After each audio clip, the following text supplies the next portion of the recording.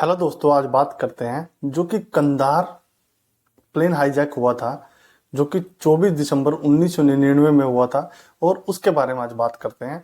आपको बताते हैं वो कैसे हुआ था, कैसे किया था, उसके बारे में पूरा डिटेल आपको बताते हैं। चलो स्टार्ट करते हैं। जो कि कंधार जो प्लेन था, जो हाईजैक हुआ था, जो कि वो चलने वाला कहाँ से था, वो काठमांडू जो कि नेपाल से चलने वाला था। और जिस एयरपोर्ट से चलने वाला था उसका नाम था त्रिभुवन इंटरनेशनल एयरपोर्ट। ओके, वहां से उसको उड़ान भरनी थी।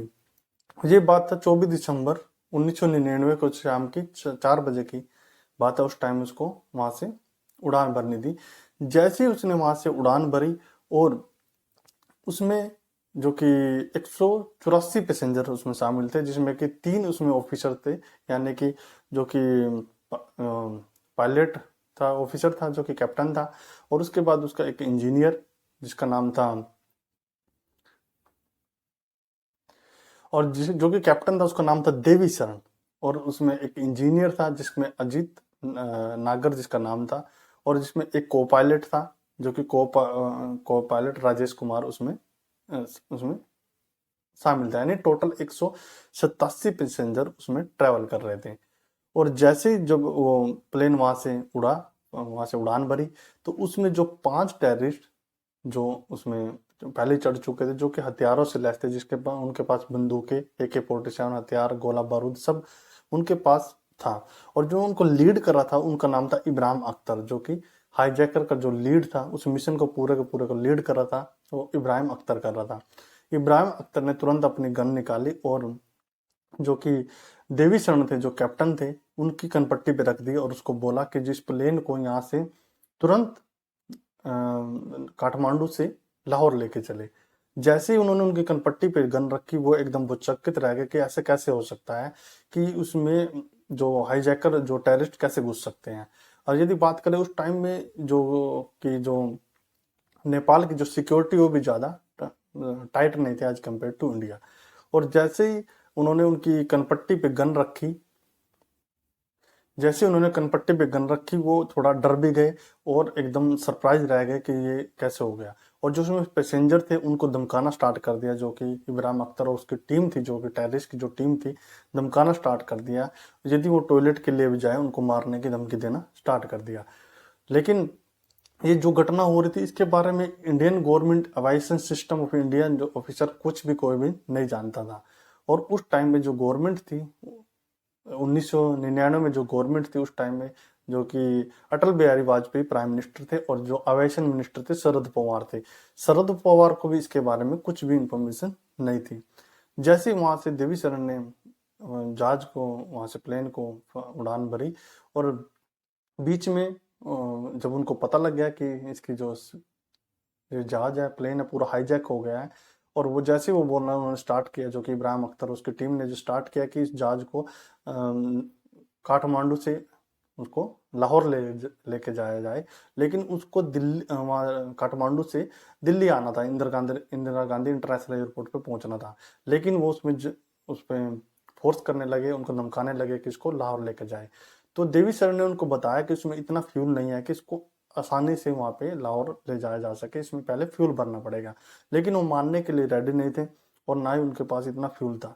लेकिन उनके पास कोई ऑप्शन भी नहीं था, देवी शरण और उसकी टीम के पास कोई ऑप्शन नहीं था। जो कि कॉकपिट में जब वो घुस ही गए थे, जो कि टेररिस्ट जो घुस गए थे कॉकपिट में, और वो उनको फोर्सफुली बोल रहे थे कि लाहौर लेके चले गए।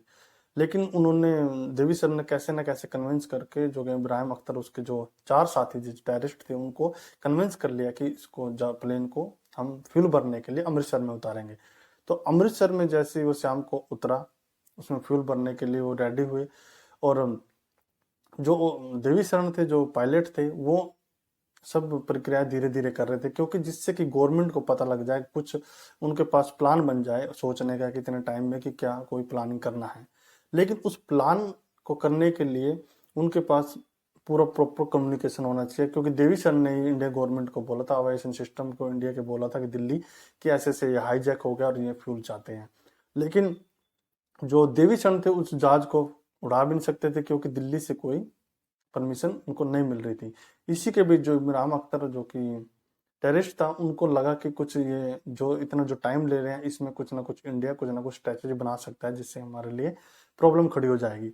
तो उन्होंने फिर उनको दबाव दिया कि नहीं, तुम प्लेन को यहाँ से उड़ाओ और लाहौर लेके चलो। लेकिन जो लाहौर के जो अवाइशन ऑफिसर थे, उन्होंने डिनाई कर दिया कि हम यहाँ पे बिल्कुल भी जो कि जहाज को उतरने नहीं देंगे। यदि आपका ये जहाज IC 814, उसका नाम था IC 814, यदि जो कि पाकिस्तान में यदि एंटर किया तो हम इसको ब्लास्ट कर देंगे। और वो पहले ही 35,000 फीट की हाइट पे उड़ान भर रहा था। तो जो देवी शरण थे, जो इंडिया के जो IC 814 के जो पायलट थे, वो बोल रहे थे कि इतनी हाइट पे जो प्लेन उड़ रहा है, यदि आप फ्यूल नहीं बनने देंगे। तो उन्होंने इंडियन गवर्नमेंट से भी बात की कि आप जो कि पाकिस्तान के एविएशन सिस्टम से एविएशन ऑफिसर से बात कीजिए और उनको कन्विंस कीजिए कि कैसे न कैसे जहाज को उतारा जाए। लेकिन वो रेडी नहीं थे। लेकिन गवर्नमेंट ने फिर दोबारा उनसे बात किया और उनको कन्विंस किया कि आप हमारे जो प्लेन है IC 814, उसको उतारा जाए ओनली फ्यूल भरने के लिए, उसके बाद वहां से वो दोबारा टेक ऑफ कर लेगा। उसके लिए फिर वो राजी हो गए, क्योंकि उन्होंने इससे पहले उनके वहाँ की जो लाइट है सभी की सभी बंद कर दी थी। और वो उनका एक रीजन भी था, जो पाकिस्तान की जो गवर्नमेंट का उसको उन प्लेन को ना उतारने का एक रीजन था। वो रीजन क्या था आपको बताते हैं। यदि उनको वहां पे उतरना दिए तो उतरने दे दिया जाए तो वो वहां पे सोचेंगे कि इस पूरे पूरे हाईजैक में जो प्लेन हाईजैक हुआ है, इसमें पाकिस्तान गवर्नमेंट का हाथ हो सकता है, इसलिए वो मना कर रहे थे। लेकिन इंडिया गवर्नमेंट के कन्विंस करने के बाद वो मान गए। तो वहाँ पे जो प्लेन है, जो कंधार प्लेन है, वहाँ पे उतरा और वहाँ से उन्होंने दोबारा फ्यूल भरा। और मॉर्निंग में वहाँ पे फ्यूल भरने के बाद मॉर्निंग में दोबारा उन्होंने वहाँ से उड़ान भर ली और टेक ऑफ कर लिया। और वहाँ से उड़ान भरने के बाद जो कि वो वहाँ से जैसे वो कंट्री से उड़ान चल ही रहा था, यानी कि 25 दिसंबर को सुबह के टाइम वो वहाँ से चला। और वहाँ मस्कट से पार करते हुए और दुबई को पार करते हुए, दुबई मस्कट को पार करते हुए और काबुल को पार करते हुए कंटिन्यूसली ओमान से वो उड़ ही रहा था। और लास्ट में वो तालिबान पहुंचा, यानी कि अफगानिस्तान पहुंचा, जो कि जहाँ पे उनको लास्ट में पहुंचना था, यानी 25 दिसंबर को।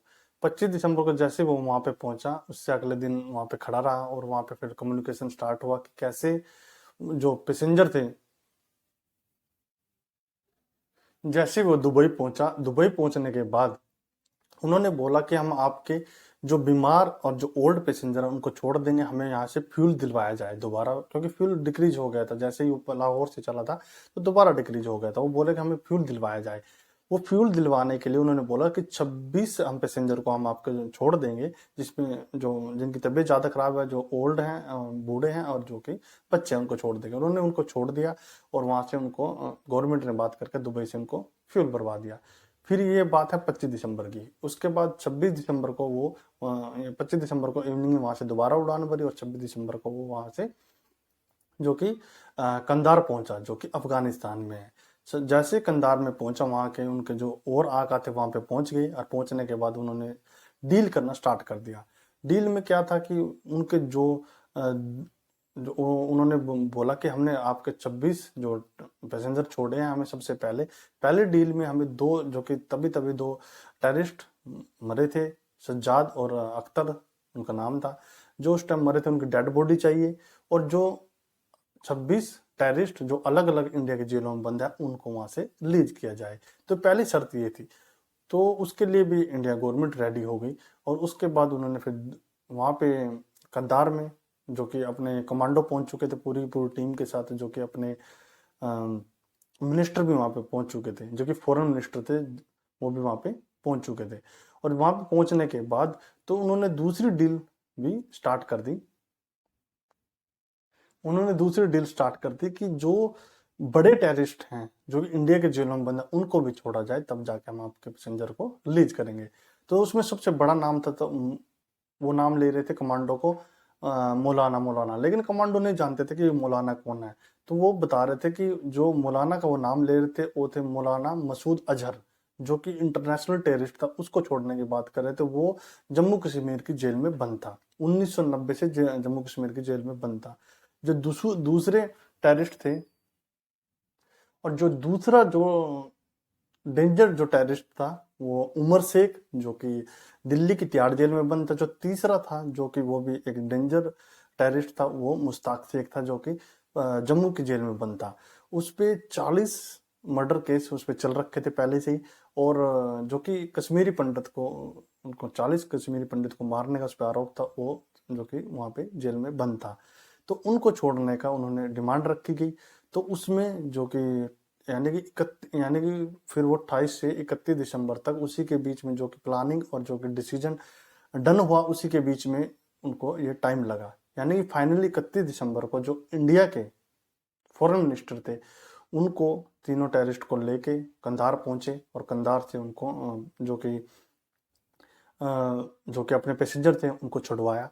और क्योंकि ये प्रक्रिया फास्ट इसलिए भी हुई क्योंकि उनकी तबीयत, जो कि पैसेंजर्स में बचे हुए थे, 26 पैसेंजर को छोड़ के जो पैसेंजर बचे हुए थे, उनको तबीयत बिगड़ती जा रही थी और उनको इस तरीके से वहां पे छुड़वाया गया। उसके बाद जब वो अपने जो टेररिस्ट थे उनको लेकर चले गए, तो उन्होंने बाद में एक बॉक्स रखा था प्लेन में। जो बॉक्स रखा था उसमें 5 ग्रेनेड रखे हुए थे। वो तो शुक्र है कमांडो का जो पहले पता लग गया और अपने जो साथी थे, जो पैसेंजर थे, उनको बड़ी सेफली से छुड़वा लिया गया। तो ये था एक जो कि कंधार हाईजैक, प्लेन हाईजैक पे वीडियो था। जल्दी आपके सामने दूसरा वीडियो लेके आएंगे, तब तक के लिए जय हिंद।